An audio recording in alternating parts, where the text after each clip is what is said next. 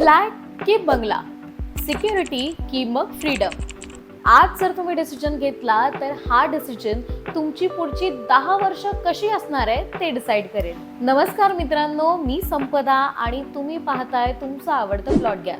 आणि आजच्या व्हिडिओमध्ये मी तुम्हाला सांगणार आहे independent home versus gated community या दोघांपैकी कोण तुमचं फ्युचर जिंकणार. मित्रांनो, सगळ्यात आधी बघूयात गेटेड कम्युनिटी. आता या गेटेड कम्युनिटीमध्ये तुम्हाला काय मिळतं तर 24/7 सिक्युरिटी, ॲम्युनिटीज आणि मेंटेनन्स हँडल. म्हणजेच तुमच्या फॅमिलीसाठी सेफ आणि कम्फर्टेबल.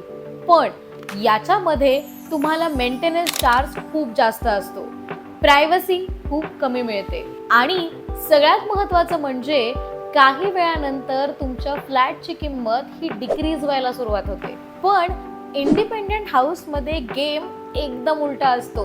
तुम्हाला फुल प्रायव्हसी असते, तुमचा स्वतःचा फुल कंट्रोल असतो आणि सगळ्यात महत्त्वाचं म्हणजे ज्या जमिनीवर तुमचं इंडिपेंडेंट हाऊस आहे ती जमीन सुद्धा तुमची असते आणि वेळेनुसार जमिनीची व्हॅल्यू ही कायम वाढतच असते. पण सगळी सिक्युरिटी तुम्हाला मॅनेज करावी लागते, मेंटेनन्स तुमच्या खिशातून जातो आणि इनिशियल कॉस्ट ही जास्त असू शकते. सोप्या भाषेत सांगायचं झालं तर gated community is equal to safety, comfort plus lifestyle आणि इंडिपेंडेंट हाऊस म्हणजे control, privacy plus long term wealth.